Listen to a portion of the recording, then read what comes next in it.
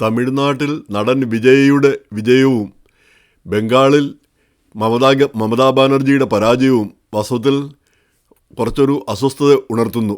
രണ്ടും രാജ്യത്തിന് നല്ലതാണോ, ആ സ്റ്റേറ്റുകൾക്ക് നല്ലതാണോ എന്ന് ഒരു സന്ദേഹം. അവിടുത്തെ ജനങ്ങളാണ് തീരുമാനിക്കേണ്ടത്. ജനങ്ങളെക്കാൾ വലിയ ആളുകളല്ല നമ്മൾ. പക്ഷേ നമുക്ക് അഭിപ്രായം പറയാമെന്ന് മാത്രം. ഇപ്പോൾ തമിഴ്നാട്ടിൻ്റെ കാര്യമെടുത്താൽ വിജയ് ഒരു മുഖ്യമന്ത്രിയാകാനുള്ള യോഗ്യത എന്താണെന്ന് മനസ്സിലാവുന്നില്ല. അങ്ങനെ ഒരു നല്ല നടൻ പോലുമല്ല. അങ്ങനെ ആദ്യകാലത്തെ സിനിമയൊക്കെ കണ്ടാൽ തോക്കുപോലെ നിൽക്കും, യാതൊരു എക്സ്പ്രഷനും ഇല്ലാതെ. പിന്നെ കാണാൻ നല്ലതുകൊണ്ടും നല്ല പൊക്കമൊക്കെ ഉള്ളതുകൊണ്ടും പിന്നെ അങ്ങ് സിനിമയിൽ അങ്ങ് രക്ഷപ്പെട്ടു പോയി എന്ന് മാത്രം.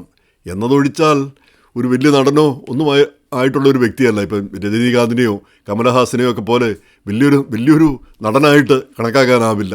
അവർക്ക് രണ്ടുപേർക്കും ഈ രാഷ്ട്രീയ രംഗത്ത് വന്ന് മുന്നേറാനായിട്ടുള്ള കഴിവ് ഉണ്ടായതുമില്ല. വിജയിക്കാണ് ആ ഭാഗ്യം വന്നത്. എം ജി ആറിനും ജയലളിതയ്ക്കും ശേഷം. എം ജി ആറിനും ജയലളിതയ്ക്കും ആകാമെങ്കിൽ ജയലളിതയ്ക്ക് പിന്നെയും കഴിവുകൾ പലതുണ്ടായിരുന്നു. പിന്നെ എം ജി ആറൊക്കെ എന്താണ് ഒരു സാധാരണ നടൻ, വിജയെപ്പോലെ തന്നെ. അങ്ങനെയുള്ള പിന്നെ എം ജി ആറിന് അത്രയധികം ജനപിന്തുണയും ജനഹൃദയങ്ങളിൽ ആരാധനയും നേടാൻ കഴിഞ്ഞുവെങ്കിൽ തീർച്ചയായിട്ടും വിജയിക്കും കഴിയുമായിരിക്കും. പക്ഷേ എന്നാലും വ്യക്തമായൊരു കാഴ്ചപ്പാടോ എന്തെങ്കിലും ഒരു ആശയമോ അല്ലെങ്കിൽ പിന്നെ എന്തെങ്കിലും ഒരു ലക്ഷ്യബോധമോ ഉള്ള ഒരു നേതാവായിട്ട് അദ്ദേഹത്തെ തോന്നിയിട്ടില്ല. ഞാൻ ഇന്നത് ചെയ്യും, ഞങ്ങൾ ഇന്നതൊക്കെ ചെയ്യും, ഇന്നതാണ് ചെയ്യാൻ പോകുന്നത് എന്നുള്ള രീതിയിൽ. ഇപ്പം തമിഴ്നാട്ടിൽ പിന്നെ സിനിമാക്കാരോടുള്ള ആരാധന മൂത്ത് ജനം ഇങ്ങനെ വോട്ട് ചെയ്യും. അപ്പോൾ അവർ വോട്ട് ചെയ്തിട്ട് അതനുസരിച്ച് ആ സ്റ്റേറ്റിന് ഗുണം വരുന്നുവെങ്കിൽ തീർച്ചയായിട്ടും നല്ല കാര്യം തന്നെയാണ്. ജയലളിതയുടെ കാലത്താണ് ഒരുപാട് നേട്ടങ്ങളുണ്ടായി. സംസ്ഥാനം ഈ ബാംഗ്ലൂരിനേക്കാൾ IT രംഗത്ത് ശക്തിപ്പെട്ട് നിൽക്കുന്നത് ചെന്നൈ ആണെന്നാണ് പറയുന്നത്. അങ്ങനെ അതുപോലെ തന്നെ നമുക്കറിയാം സംസ്ഥാനത്തുടനീളം വലിയ വികസന പ്രവർത്തനങ്ങളുണ്ടായി. കേരളത്തിന് ഈ മറ്റ് കേരളത്തിലേക്കും മറ്റും പണിക്കാരെ വിട്ടിരുന്ന ആ കാലം കഴിഞ്ഞ് നമ്മുടെ കാര്യപ്പെട്ട ആളുകളൊക്കെ, നമ്മുടെ യുവാക്കളൊക്കെ ചെന്നൈയിലേക്കും മറ്റ് നഗരങ്ങളിലേക്കുമൊക്കെ ചേക്കേറുന്നൊരു സ്ഥിതി പോലും വന്നു. ഈ നേരെ മറിച്ച് ഏറ്റവും ഉന്നത നിലയിൽ നിന്ന ബംഗാളിൽ നിന്ന് ആളുകൾ ഇങ്ങോട്ട് വരുന്ന ഒരവസ്ഥ വന്നു. ഇവിടുത്തെ കൂലിപ്പണി ചെയ്യാനായിട്ട് അവിടുന്ന് ആളുകൾ വരുന്നു. ബംഗാളിൽ നിന്ന് ഇന്ത്യയുടെ നവോത്ഥാനം തുടക്കം കുറിച്ച, ഒരു കാലത്ത് ഇന്ത്യയുടെ തലസ്ഥാനമായിരുന്ന സംസ്ഥാനമാണ് ബംഗാൾ. ആ ബംഗാളാണ് ഇന്ന് ഈ പരുവത്തിലായി പോയത്. 34 വർഷത്തെ ഭരണം, മാർക്സിസ്റ്റ് പാർട്ടിയുടെ ഭരണം. അതായത് ആളുകൾക്ക് സ്വതന്ത്രമായിട്ട് ചിന്തിക്കാനോ മുന്നേറാനോ കഴിവില്ല. എല്ലാ കാര്യങ്ങളും സർക്കാരിൻ്റെ ഒരു നിയന്ത്രണത്തിൽ, അവരുടെ ഒരു കൺട്രോളിലാണ് എല്ലാ കാര്യങ്ങളും പോകുന്നത്. നേരെ മറിച്ച് ഈ വികസനവും വിജയവും വരുന്നത് എങ്ങനെയാണ്? ആളുകൾ സ്വതന്ത്രമായിട്ട് ചിന്തിക്കുകയും അവരെ അവരുടെ പാട്ടിന് വിടുക. അപ്പോൾ വികസനങ്ങളും പുതിയ ആശയങ്ങൾ വരും, പുതിയ വ്യവസായങ്ങൾ വരും, പുതിയ കാര്യങ്ങൾ വരും. അല്ലെങ്കിൽ എല്ലാത്തിനും നിയന്ത്രണമാണ്. സർക്കാരിൻ്റെ നിയന്ത്രണം, എന്ത് ചെയ്യണമെങ്കിലും നിയന്ത്രണം, ആ ഒരു ലൈസൻസ് രാജ്. നേരെ മറിച്ച് ചൈനയിൽ പോലും അതില്ല. അവിടെ കോടീശ്വരന്മാർ, ബില്യനേഴ്സ് ധാരാളമുണ്ട്. അവിടെ ബില്യനേഴ്സ് ഉണ്ടാവണമെങ്കിൽ കമ്മ്യൂണിസ്റ്റ് പാർട്ടി നിയന്ത്രണമൊക്കെ കൊണ്ടുവന്നാൽ ആ ബില്യനേഴ്സ് ഉണ്ടാവില്ലല്ലോ. അത്രയധികം സ്വതന്ത്രമായിട്ട് ചിന്തിക്കുന്നൊരു സമൂഹമായിട്ട് അവർ മാറാൻ കഴിഞ്ഞു. അപ്പോൾ ആ ഒരു മാറ്റം നമ്മുടെ മാർക്സിസ്റ്റുകാരെല്ലാം ആ പഴയ നെഹ്റുവിയൻ കാഴ്ചപ്പാട്, ആ ഒരു സോഷ്യലിസ്റ്റ് കാഴ്ചപ്പാട് എല്ലാത്തിനെയും നിയന്ത്രിച്ച് ആ നിയന്ത്രണത്തിലൂടെ മാത്രം മുന്നോട്ട് പോവുക. അങ്ങനെ വന്നപ്പോഴത്തേക്ക് മനുഷ്യർക്ക് പുതിയ ആശയങ്ങളില്ല, പുതിയതായിട്ട് അവർ എന്തെങ്കിലും കാര്യങ്ങൾ ചെയ്യാനുള്ള തയ്യാറെടുപ്പില്ല. അങ്ങനെയൊക്കെ വന്നപ്പോഴത്തേക്ക് സംസ്ഥാനം പിന്നോട്ട് പോയി. അതാണ് ബംഗാളിൽ സംഭവിച്ചത്, നമ്മൾ കണ്ടത്. അതാണ് ബംഗാളികളൊക്കെ കേരളത്തിലൊക്കെ വന്ന് കൂലിപ്പണി ഒക്കെ ചെയ്യുന്ന സ്ഥിതി വന്നത്. അപ്പോൾ തമിഴ്നാട് ആ സ്ഥിതിയിൽ നിന്നൊക്കെ മെച്ചപ്പെട്ടു. ഇന്ത്യയിലെ ഏറ്റവും മികച്ച സംസ്ഥാനങ്ങളിലൊന്നായി മാറുകയും ചെയ്തു. അപ്പോൾ ഈ വിജയ്, അദ്ദേഹത്തിൻ്റെ കൂടെ നിൽക്കുന്ന ആൾ ഇപ്പം ഈ കേജ്രിവാളാണെങ്കിൽ നമുക്കറിയാം, അദ്ദേഹത്തിൻ്റെ കൂടെ കാര്യപ്പെട്ട ആളുകളൊക്കെ ഉണ്ടായിരുന്നു. ഇപ്പം വിജയുടെ കൂടെ കാര്യപ്പെട്ട ആളുകൾ ആരാണെന്ന് മനസ്സിലാവുന്നില്ല.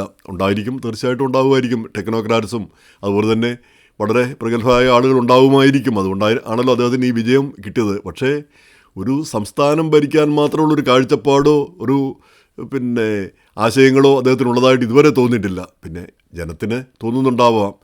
പക്ഷേ ഇനി ഭരണത്തിൽ വന്നു കഴിഞ്ഞാൽ, ഇങ്ങനെയുള്ള ആളുകൾ ഭരണത്തിൽ വന്നു കഴിഞ്ഞാൽ പുതിയ ആശയങ്ങൾ എടുത്തിയാടി കാര്യങ്ങൾ ചെയ്യാനുള്ള ആ ചെറുപ്പം, അത് വളരെ പ്രധാനപ്പെട്ട കാര്യമാണ്. ചെറുപ്പക്കാർ വരിക എന്ന് പറഞ്ഞാൽ അവർ ഓരോ കാര്യങ്ങൾ കിട്ടിക്കഴിഞ്ഞാൽ അത് എടുത്തിയാടി ചെയ്യാനുള്ള ആ ധൈര്യം, അത് അവർക്കൊരു പക്ഷേ ഉണ്ടാവും. പുതിയ മാറ്റങ്ങൾക്ക് വഴിതെളിക്കാനും കഴിയും.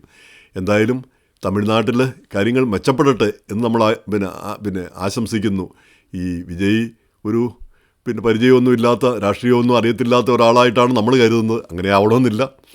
ഈ അനുഭവത്തിൻ്റെ എല്ലാവരും ഇപ്പോൾ ഓരോരുത്തരും ആ സാഹചര്യത്തിൽ വരുമ്പോഴാണല്ലോ, ഈ ഫയറിംഗ് ലൈനിൽ വരുമ്പോഴാണ് ആളുകൾ അവരുടെ മെറിറ്റ് തെളിയുക. അപ്പോൾ അങ്ങനെ വിജയും ഒരു വലിയ മുഖ്യമന്ത്രിയായി ഒരു കാര്യപ്പെട്ട ഒരാളായി മാറുമെന്ന് നമുക്ക് പ്രതീക്ഷിക്കാം. അതിൽ സങ്കടകരമായ കാര്യം, സ്റ്റാലിനെ പോലെ നല്ലൊരു മുഖ്യമന്ത്രിയെ തമിഴ്നാട് ജനത തള്ളിക്കളഞ്ഞു എന്നുള്ളതാണ്. സ്റ്റാലിൻ എത്രയോ നല്ലൊരു മുഖ്യമന്ത്രി, എത്രയോ വലിയ ഇമേജുള്ള ഒരാളായിരുന്നു. അതുതന്നെ രാഷ്ട്രീയ തലത്തിൽ, ദേശീയ തലത്തിലൊക്കെ ഏറ്റവും ശ്രദ്ധിക്കപ്പെട്ട നേതാക്കളിൽ ഒരാളാണ്. പക്ഷേ അദ്ദേഹം പിന്നോക്കം പോയി എന്നുള്ളതാണ് അതിശയിപ്പിക്കുന്ന ഒരു കാര്യം. അതേസമയത്ത് തന്നെ DMK-യേക്കാൾ കൂടുതൽ വോട്ട് ഈ AIADMKയ്ക്ക് കിട്ടിയിരിക്കുന്നു. AIADMKയും BJPയും തമ്മിൽ സഖ്യകക്ഷികളാണ് താനും. അപ്പോൾ അതും ശ്രദ്ധിക്കേണ്ട ഒരു കാര്യമാണ്. ഇനി ബംഗാളിലേക്ക് വരുമ്പോൾ BJPയുടെ എൻജിനീയറിംഗ് ഫലിച്ചു എന്ന് പറയണം. ബംഗാളായിരുന്നു അവരുടെ ഏറ്റവും വലിയ ശത്രുതയിൽ നിന്നിരുന്ന്, ഒരിക്കലും പിടികൊടുക്കാതെ നിന്നിരുന്ന്. ബീഹാർ പോയി, ബീഹാറിനെ പിടിച്ചെടുത്തു. മഹാരാഷ്ട്ര പോയി, ബീഹാർ പോയി, അങ്ങനെ ഓരോരോ സ്റ്റേറ്റുകൾ പിടിച്ചെടുത്തു. അതിനുശേഷം ഏറ്റവും ഉരുക്കുകോട്ട പോലെ നിന്നാണ് ബംഗാൾ. അപ്പോൾ അവിടെയാണ് ഈ SIR എന്ന് പറഞ്ഞ വോട്ടിംഗ് പരിശോധന, അതുകൊണ്ടൊന്ന് ഏതാണ്ട് 9 ലക്ഷം പേർക്ക് വോട്ട് നിഷേധിക്കപ്പെട്ടു. അതും മിക്കവരും മുസ്ലിങ്ങളായിരിക്കുമല്ലോ, ബംഗ്ലാദേശിൽ നിന്ന് വന്നവരാണെന്നൊക്കെ പറഞ്ഞായിരിക്കും അവർക്ക് വോട്ട് നിഷേധിക്കപ്പെട്ടത്. അപ്പോൾ അത് മമതയെ വല്ലാതെ ബാധിച്ചു എന്ന് വേണം നമുക്കിപ്പോൾ കരുതാനായിട്ട്. അപ്പം BJP വന്നു കഴിയുമ്പോൾ ബംഗാളിലെ സ്ഥിതിയിൽ വലിയ മാറ്റങ്ങൾ വരും. അവിടുത്തെ സന്തുലിതാവസ്ഥ, അവിടെ ഏതാണ്ട് 34% മുസ്ലിങ്ങളുണ്ട്. അത്രയുമുള്ള ഒരു സ്ഥലത്ത് BJP ഈ മതപരമായ ഒരു അജണ്ടയുമായിട്ട് വന്നു കഴിഞ്ഞാൽ അതൊരു പ്രശ്നമായി തീരും. പ്രത്യേകിച്ച് അപ്പുറത്ത് ബംഗ്ലാദേശ് കിടക്കുന്നു. ബംഗ്ലാദേശും പശ്ചിമ ബംഗാളും സഹോദര സ്ഥലങ്ങളാണ്. രണ്ടും ബംഗാളികളുടെ സ്ഥലങ്ങളാണ്. അപ്പോൾ അങ്ങനെ അപ്പുറത്ത് ബംഗ്ലാദേശിൽ അവർ ഈ ഹിന്ദുക്കൾക്കെതിരെയും അതുപോലെ തന്നെ ന്യൂനപക്ഷങ്ങൾക്കെതിരെയും ഒക്കെ ആക്രമണമൊക്കെ നടത്തി പ്രശ്നങ്ങളൊക്കെ സൃഷ്ടിച്ചുകൊണ്ടിരിക്കുന്ന ഒരു സമയമാണ്. അവിടെ ജമാഅത്തെ ഇസ്ലാമിയൊക്കെ ശക്തിപ്പെടുന്നു ബംഗ്ലാദേശിൽ. ആ സമയത്താണ് ഇപ്പുറത്ത് BJP ശക്തിപ്പെട്ടിരിക്കുന്നു. അപ്പോൾ ചുരുക്കി പറഞ്ഞാൽ ബംഗാളിൻ്റെ ഭാവി ശോഭനമായിരിക്കുമോ എന്നാണ് നമുക്കിനി അറിയേണ്ടിയിരിക്കുന്നത്. കലാപങ്ങളും പ്രശ്നങ്ങളും ഒക്കെ ആയിട്ട് ഉണ്ടാവാനുള്ള സാധ്യതകൾ ഉണ്ടാകുമോ എന്നാണ് നമുക്ക് അറിയേണ്ടിയിരിക്കുന്നത്. നേരെമറിച്ച് വികസനവും ഈ വലിയ ബംഗാൾ ആ പഴയ ഗ്ലോറി ആ ഗ്ലോറിയിലേക്ക് തിരിച്ചു വരികയാണെങ്കിൽ ഏറ്റവും സന്തോഷിക്കേണ്ട കാര്യമാണ്. ബംഗാളി ലിറ്ററേച്ചർ നമുക്കറിയാം ഇന്നത് ഒന്നുമല്ലാതായി തീർന്നിരിക്കുന്നു. ബംഗാളി ലിറ്ററേച്ചറായിരുന്നു ഒരു കാലത്ത് ഏറ്റവും മനോഹരമായ, ഏറ്റവും ഗംഭീരമായ ലിറ്ററേച്ചർ.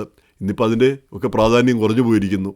അപ്പോൾ ആ സുവർണ ബംഗാൾ വീണ്ടും തിരിച്ചു വരുമെങ്കിൽ ആ പഴയ റിനൈസാൻസ് രാജാ റാം മോഹൻ റായും ആ കാലം മുതലുള്ള ആ ബംഗാൾ, ആ തിരിച്ചുവരവ്, അങ്ങനെ ഒരു തിരിച്ചു വരുന്ന ഒരു ബംഗാൾ കൊണ്ടുവരുന്നതിന് BJP കഴിയുന്നുവെങ്കിൽ തീർച്ചയായിട്ടും വലിയൊരു നേട്ടമായിരിക്കും അത്, വലിയൊരു മാറ്റമായിരിക്കും അത്.